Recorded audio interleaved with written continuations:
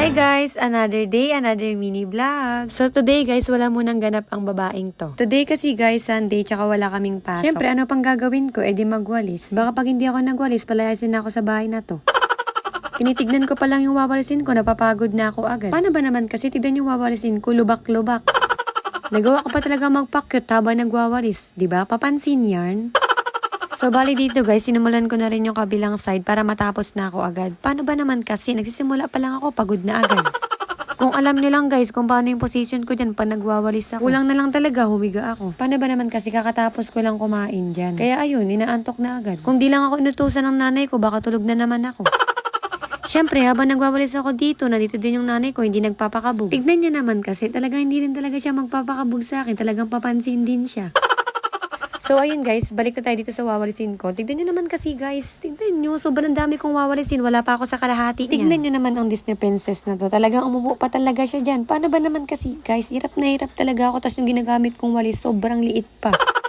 Dahil hirap na ako hawakan yung cellphone ko habang nagwawalis. So ayun, nilapag ko na siya. Paano ba naman kasi, kung hawakan ko pa yung cellphone ko habang nagwawalis ako, aabutin talaga ako ng siyam-siyam dito. Hindi na talaga ako magtataka kung bakit magiging kuba ako sa pagtanda ko. Paano ba naman kasi, pag magwawalis ako, lagi natsyempuhan na yung walis namin, sobrang liit na lang. O diba, ang ending, umupo din ako. Paano ba naman kasi, ang hirap talaga pag nakayuko. Ang liit kasi ng walis. Kulang na lang talaga, dumapa ako habang nagwawalis. Papansin yarn. So guys, makikita niyo talaga dito na sobrang tarik ng winawalis ko. Magkamali lang talaga ako ng tapak dyan, gugulong talaga ako pababa. So ayun na nga, habang nagwawalis ako, nakita ko yung mga bata dito sa amin, may hawak-hawak na pellet. Parang gusto ko hiramin, tapos ibabaril ko sa kanila. Buo na naman ang araw ng papansin na to. Paano ba naman kasi nakita ko na naman yung pamangkin ko dito? Walang ginawa kundi gumala ng gumala. Siguro nag-i-stay lang yan sa bahay nila mga 5 minutes tapos aalis na agad. Tinatanong ko siya dyan kung nasan yung baril niya tapos tinuturo niya yung hawak niya. Kung alam niya lang kung gaano katikol yung batang yan, tignan niyo naman pinagagawa. Diyan talaga may pabaril-baril pang nalalaman. Hingiti pa yan, wala na, buo na naman talaga yung araw ko. Siyempre, bilang papansin, hindi pwedeng mawala yung pagmumukha ko sa vlog ko. Maya-maya lang, nagpa-video na ako sa nanay ko. Sabi ko sa kanya, tama na, pakinggan nyo yung sinabi niya. Pag, ayun lang yarn. Kasi papansin yarn.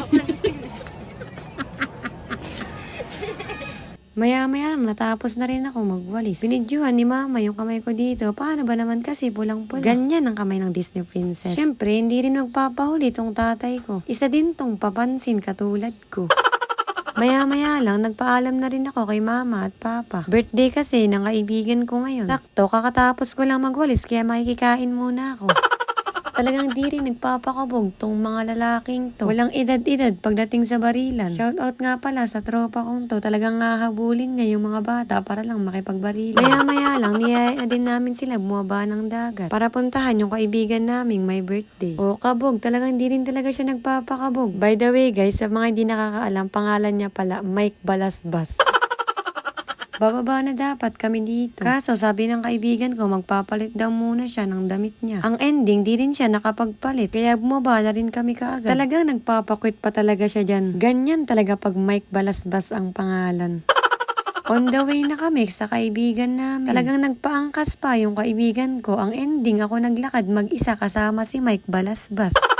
Siyempre, bilang papansin, ako na nagpark ng motor ng tropa ko. Hinahanap ko pa dyan yung mga kasama ko. Nandito lang pala sila sa gilid, kaya dali-dali na rin akong pumunta sa kanila. O diba, hirap na hirap pa ang babaeng yan. Paano ba naman kasi, konting pihit ko lang dyan sa may gasan. Talagang sobrang bilis niya na. Yan ang papansin. O diba, hindi pa yan alam ng magulang ko. Kaya pag nakita nila tong vlog ko, yari na naman ako. Talagang raratratin na naman ako ng nanay ko.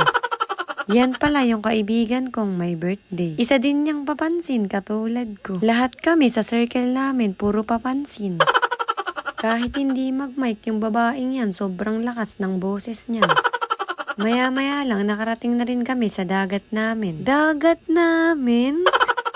Saan ka nakakita inangkin yung dagat? Sorry na, pasensya na. O diba, pag natatapatan talaga ako ng camera, hindi ko maiwasan magpa-cute. Sobrang papansin ko na talaga. Isa pa to, papansin, banatan daw sa Quiapo. Maya-maya lang, bumalik na rin kami sa pwesto namin. Paano ba naman kasi sobrang init. Napa-ice cream tuloy kami na wala sa oras. Buti na lang talaga may dalang pera yung tropa namin. Rereklamo pa ako dito. Paano ba naman kasi sa akin lang tinututok yung camera? Sabi ko itutok din sa mga kasama namin. Walaan nyo kung sino nagbibideo niyan. Walang iba kundi si Mike Balasbas. Maya-maya lang, nagkayaan kaming magkakaibigan. Tuturuan namin magmotor yung kaibigan ko. Ang ending, ako pa yung nagturo. Bigat na bigat ako dyan. Paano ba naman kasi ako pa yung nagbabalance ng motor? Tignan nyo naman ng katawan ko. Talagang bigat na bigat ako. Kulang na lang magsigawan kaming dalawa dyan. Medyo marunong na din naman siya magmotor. Konting practice na lang, mape-perfect niya na din. Ewan ko ba sa babaeng niya nagdadrive pero hindi hawak yung preno. Siyempre, bilang papansin, talagang magpapapansin talaga ako. Nagawa pa talagang mag-drive ng babaeng yan. Sobrang papansin niya na talaga. Ngayon pa lang, magsasorry na ako sa mga magulang ko. Dahil alam kong pag nakita nila tong video ko, papagalitan talaga nila ako. Maya-maya lang, umakyat na din kami. Isa pa to, umangkas pa ako. 3 pa kami. Lalong papagalitan talaga ako nito. No choice talaga, sinama ko talaga to sa mini vlog ko. Hanggang dito na lang talaga yung mini vlog ko. Nalobat na din kasi yung cellphone ko. So ayun guys, hanggang dito na lang yung ganap ko ngayong araw. Thank you sa panonood. Bye-bye!